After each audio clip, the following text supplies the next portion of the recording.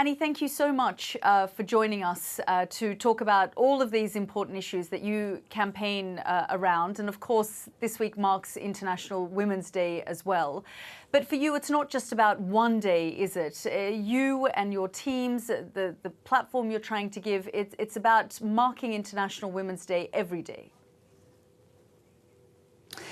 That's right, and the fact is that I am an activist and an advocate for women's rights, and I describe myself as a global feminist because I feel that the movement for women needs to have an outward view. It needs to be a collective that goes all the way around the world.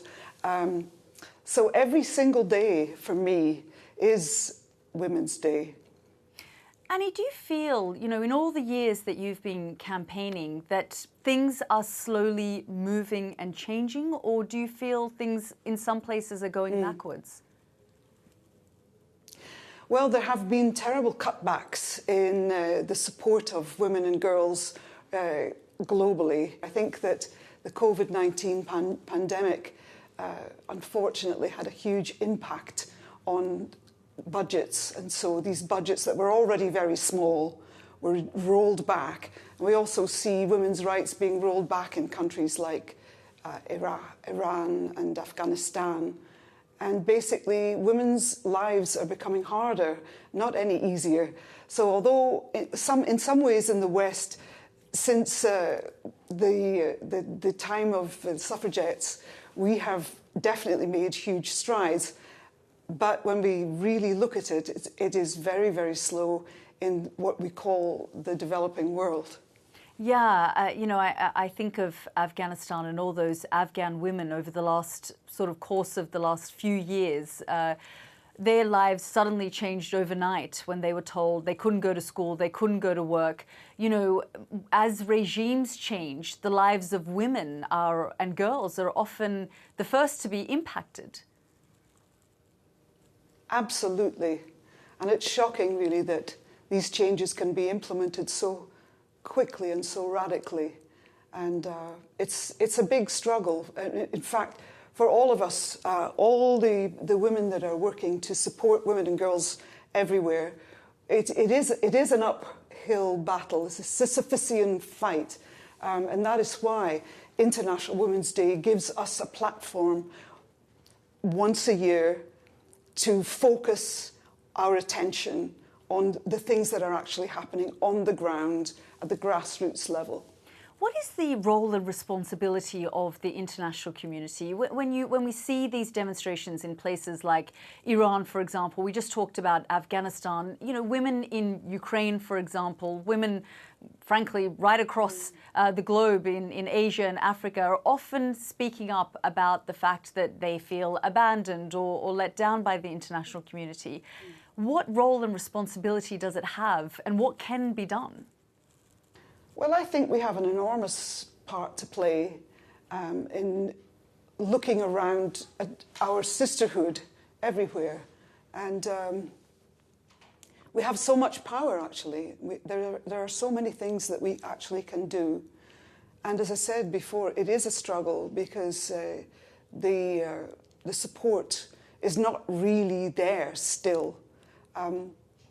And so what we can do, our organisation, is to galvanise and shine a light on the facts as they are happening, and to be inspirational in the way that we tend to forget that these things are going on, and we just keep going with this wanting to connect with women in other parts of the world where their human rights are absolutely abysmal.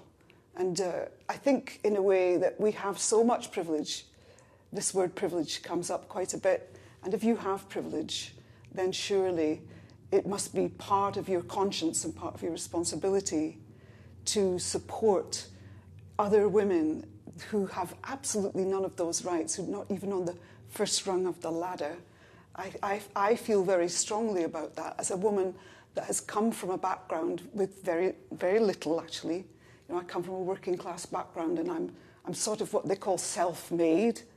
And now understanding that my sense of what poverty meant was nothing compared to the women and girls around the world who basically, you know, they have to walk for miles to get water. They're constantly under threat of being taken advantage of being raped. Rape is something that is a commonality, and violence, sexual violence, is common to us all. It's a global phenomenon. 1 in 3 women around the world in their lifetime will be affected by violence, gender-based violence, and that is something that affects us all. And I feel that there's so much that we can do if we can galvanize together and have the solidarity and the will. We can make tremendous change.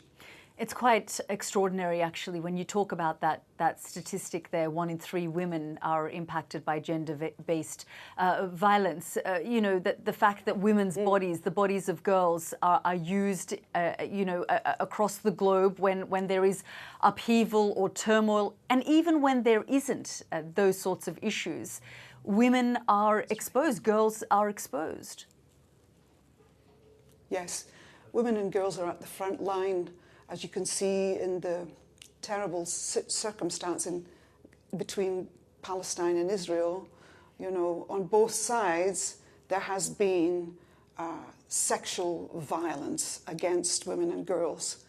And rape as a weapon of war is utilised everywhere, and it has been for centuries. And we need to shine a light upon that to say that it is absolutely unacceptable, and we need to change hearts and minds and the whole valuing of women everywhere. It really breaks my heart when I see that children and mothers are at the front line of receiving the violence. They are the weakest victims, in a sense, you know, and they hold all of the responsibility for maintaining and nurturing their children, and yet there have been so many. I think it's 25,000 women and children in Gaza, for example, have been killed. And of course, on the other side, in Israel, there are traumatized families who have, you know, their sisters and their daughters have experienced sexual violence, and it's a harrowing thing. Nevertheless, we must just keep talking to the middle ground and trying to appeal to the, you know, humanity at large to say this is not acceptable. And that's, I think, a really important point, you know, humanizing both sides in any conflict, because certainly with this particular conflict that's gone on for several months now, we can see the sort of, you know, evidence being presented, conversations being had around rape being used as a weapon of war, you know, and gender-based violence on both sides. And yet we live in this polarized world where people are only focused on the side that they want to hear from and the side that they want to support. And therefore, women, again, their voices are sort of silenced or politicized in all of this. That's right.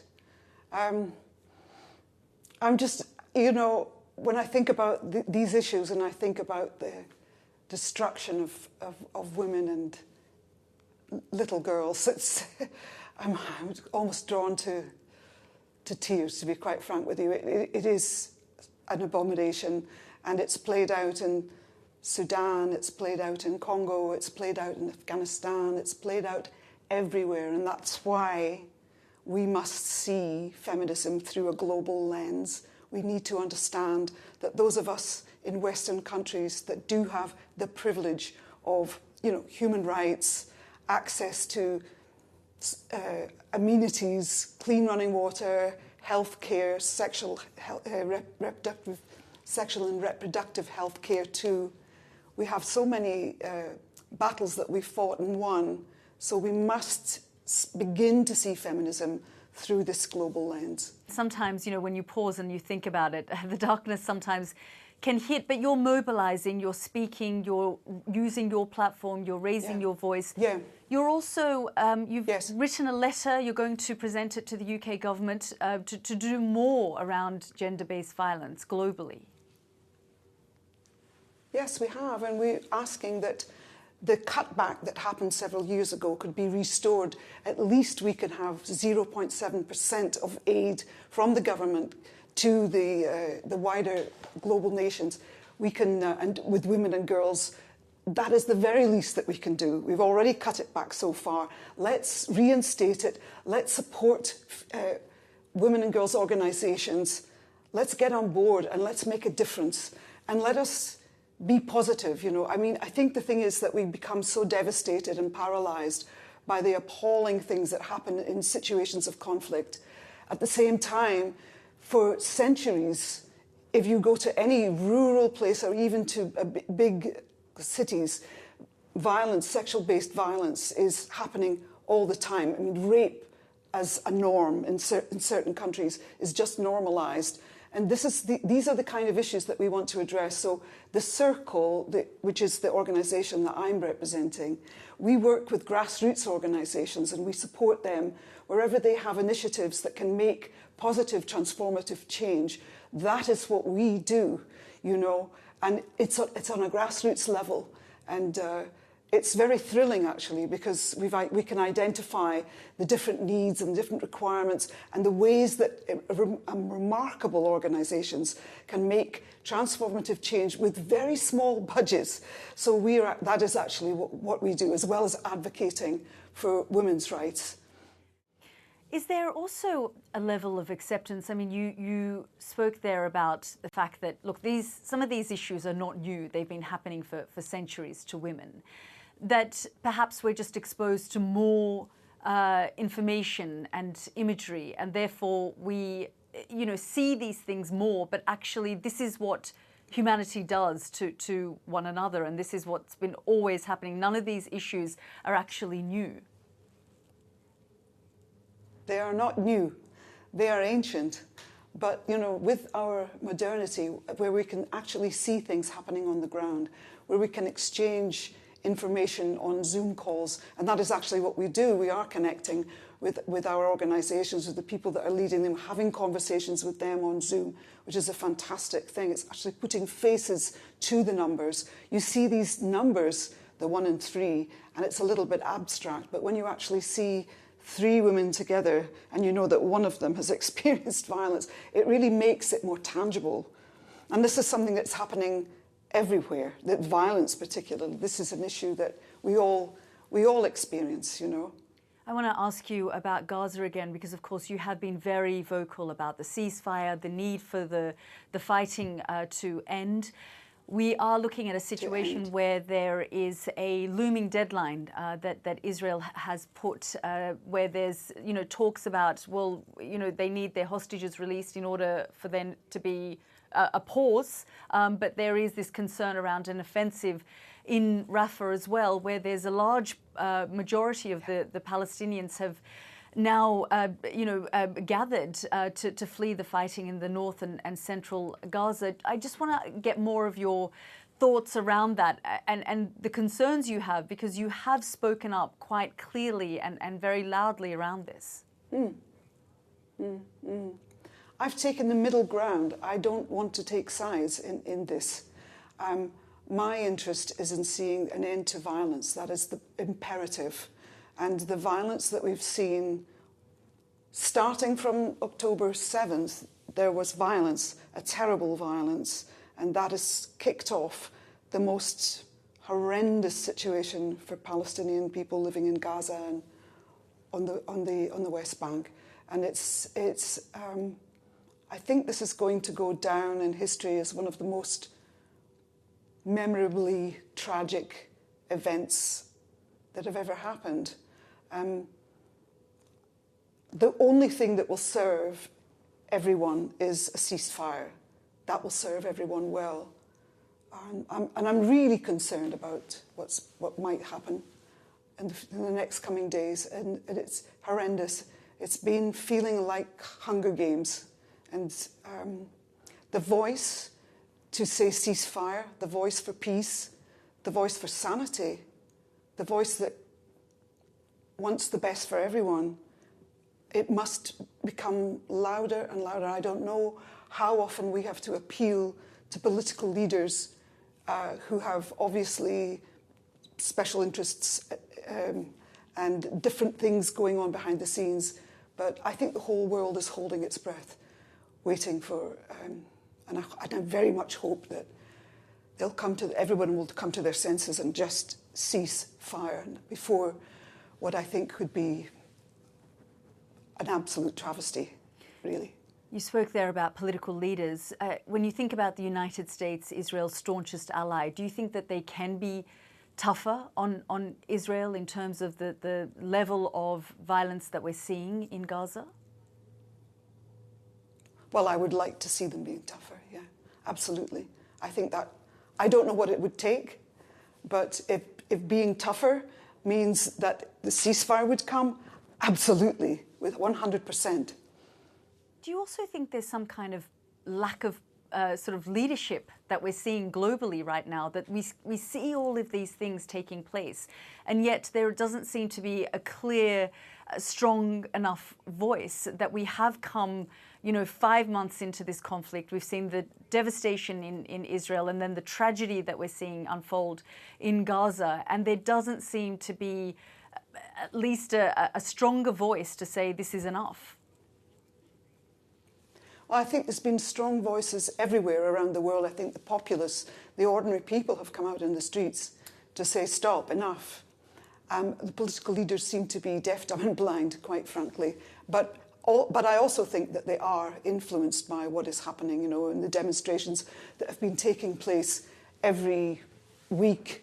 We can see that people, generally speaking, I feel that people really want ceasefire. They want peace. They don't want conflict. This does not benefit anyone on either side. So we just hope and pray. That's the best that we can do.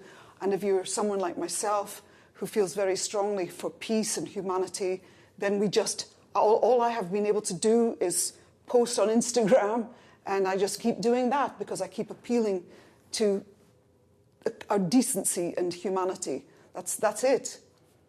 Very clear on Instagram. I mean, you've used the word genocide. You said that genocide is taking place in Gaza. Yeah. I feel, my view is that it is genocidal. And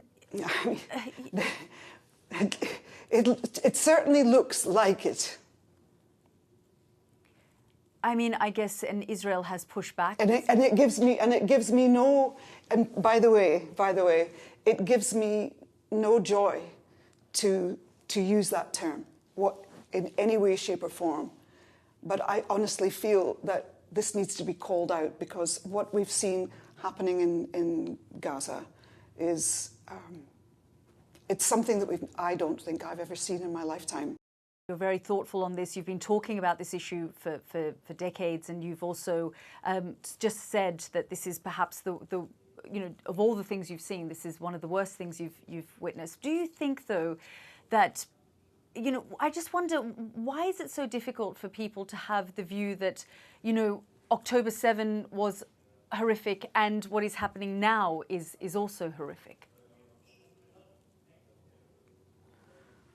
I think people are traumatized by October 7th. I think it was a turning point. I think it was a tipping point. And as a result, it has come to a situation where violence seems to be boundless. And some people feeling that this is the right thing to do. Some people, like myself, think it is absolutely the wrong thing to do. And human lives and especially women and children, are they are the main victims of this appalling circumstance. And as a woman, as a mother, all mothers and all women, I think that the best thing is to make this stop, just cease fire. Are you optimistic? I mean, given everything that you see and hear, are you hopeful that change can come eventually? I'm resilient. I have to be resilient. Why? Because I have some privilege. And so I'm not in a war-torn situation. I'm safe and secure.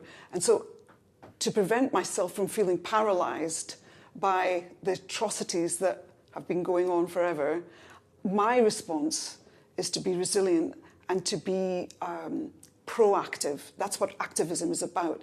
It's instead of just being paralyzed and thinking, oh my God, this is terrible, I'd love to do something. An activist decides to act, to make change.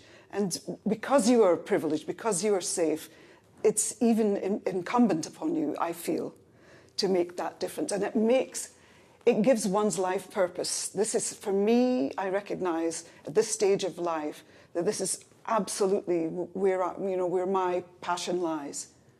Because I am a woman, because I am a mother, because I've had the opportunity to have education, to have healthcare, to have all these things that are so badly lacking in so many countries still around the world.